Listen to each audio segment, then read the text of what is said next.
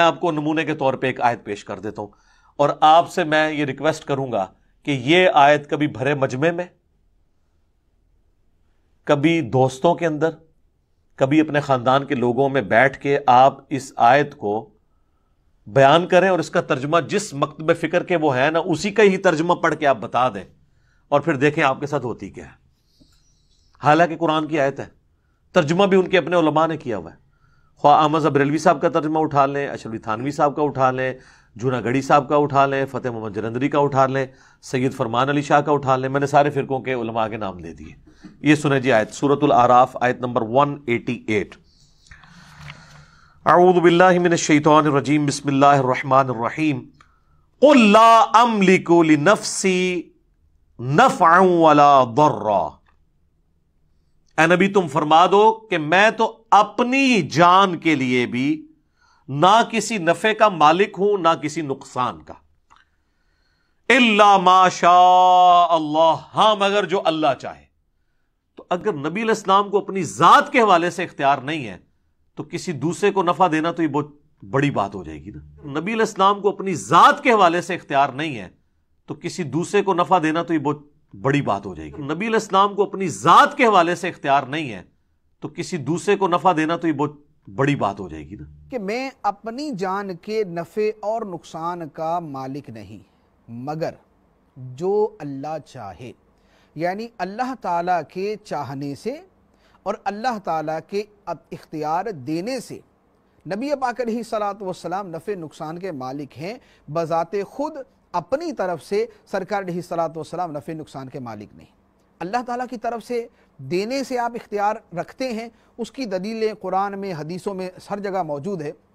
قرآن پاک کے اندر اللہ تعالیٰ نے فرمایا انا اعطیناک الکوثر، اے محبوب بے شک ہم نے آپ کو کوثر عطا فرما دی۔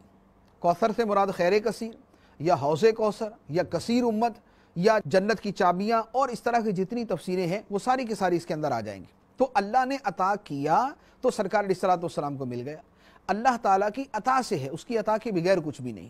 تو فرمایا کہ میں اپنی جان کے نفع نقصان کا بھی مالک نہیں مگر جو اللہ چاہے۔ تو اللہ تعالیٰ نے جو چاہا قرآن اور حدیث کی دوسری نصوص کے اندر اس کا ذکر موجود ہے۔ دوسری بات، نبی علیہ السلام کو اپنی ذات کے حوالے سے اختیار نہیں ہے تو کسی دوسرے کو نفع دینا تو یہ بہت بڑی بات ہو جائے گی نا۔ جب اللہ رب العالمین نے لوگوں پر حج فرض کیا تو رسول اللہ صلی اللہ علیہ وسلم نے ایک خطبہ ارشاد فرمایا، اور ارشاد فرمایا یا ایھا الناس قد فرض اللہ علیکم الحج، اے لوگو تم پر حج فرض ہو گیا، اب کیا کرو؟ حج کرو۔ جب حج کے لیے آپ نے کہا تو ایک صحابی کھڑے ہوئے اور وہ عرض کرتے ہیں یا رسول اللہ صلی اللہ علیہ وآلہ وسلم، یہ ہمیں ہر سال جانا ہے، ہر سال حج کرنا ہے؟ حضور اکرم صلی اللہ علیہ وآلہ وسلم کی یہ شان کریمی، یہ شان رحمت تھی، آپ خاموش رہے۔ انہوں نے پھر سوال دہرایا، وہ یہ کہتے رہے، اور آپ صلی اللہ تعالی علیہ وآلہ وسلم نے پھر ارشاد فرمایا لو قلت نعم لوجبت، اگر میں ہاں کہہ دیتا تو ہر سال ہی حج فرض ہو جاتا۔ حج کا بھی فریضہ یہ بھی گویا کہ رسول اللہ صلی اللہ علیہ وسلم کے اختیار میں تھا۔ آپ نے اپنی امت پر یہ شفقت اور رحمت کرتے ہوئے ایسا نہیں فرمایا۔ نبی علیہ السلام کو اپنی ذات کے حوالے سے اختیار نہیں ہے تو کسی دوسرے کو نفع دینا تو یہ بہت بڑی بات ہو جائے گی نا۔ صحابی جو ہے وہ انہوں نے نماز سے عید سے پہلے قربانی کر لی، نماز عید سے پہلے قربانی کر لی تو قربانی تو نہیں ہوئی، حکم دے دیا کہ قربانی دوبارہ کرو۔ کہنے لگے میرے پاس تو اب کچھ نہیں ہے، جانور نہیں ہے۔ وہ صحابی کہنے لگے میرے پاس ایک بکری کا بچہ ہے جو کہ 6 مہینے کا ہے، سال بھر والوں اسے اچھا تو ہے لیکن ہے 6 مہینے کا۔ تو آپ صلی اللہ علیہ وسلم نے فرمایا تم کر لو، تمہاری طرف سے ہے، تمہارے علاوہ کسی کے لیے یہ الاؤ نہیں، کسی کو اجازت نہیں، اس کی طرف سے وہ قبول ہی نہیں ہوگی۔ بھیڑ دمبے کے لیے تو یہ مسئلہ ہے، 6 مہینے کا ہو، دکھتا ہو، سال بھر کا ہے تو اس کی قربانی ہو جائے گی، لیکن بکری بکرا 1 سال شرط ہے، 1 دن بھی کم ہے اس کی قربانی نہیں ہوگی۔ یہاں رسول اللہ صلی اللہ علیہ وسلم اپنے اختیارات کے تحت آپ نے انہیں اجازت عطا فرمائی، ان کی طرف سے یہی کافی ہوگی۔ تو عرض کرنے کے مقصد کہ رسول اللہ صلی اللہ تعالی علیہ وسلم کو تشریعی احکامات میں بھی جہاں چاہیں جس کے لیے جو فیصلہ کریں آپ اسے وہی فیصلہ کریں، وہی اس کے لیے شریعت کا حکم بن جاتا ہے۔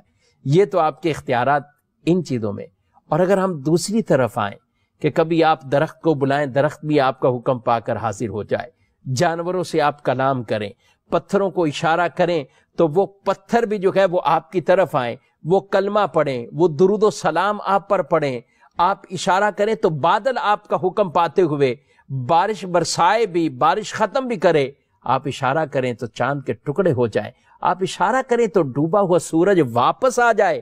یہ ان چیزوں پر بھی رسول اللہ صلی اللہ تعالی علیہ وآلہ وسلم کے اختیارات ہیں۔ اللہ نے آپ کو یہ شان عطا فرمائی ہے کہ ساری چیزیں آپ کے محکوم ہیں، یعنی آپ کے حکم کے پابند ہیں، آپ جو حکم دیں اس کے لیے ویسے ہی فیصلہ ہو جاتا ہے، اور جس کو آپ جو حکم دیتے ہیں وہ ویسا ہی کرنے کا پابند ہوتا ہے، اور آپ کسی کے محکوم نہیں ہیں سوائے اللہ کے۔ اللہ رب العالمین نے اپنے پیارے حبیب صلی اللہ علیہ وسلم کو یہ شان عطا فرمائی۔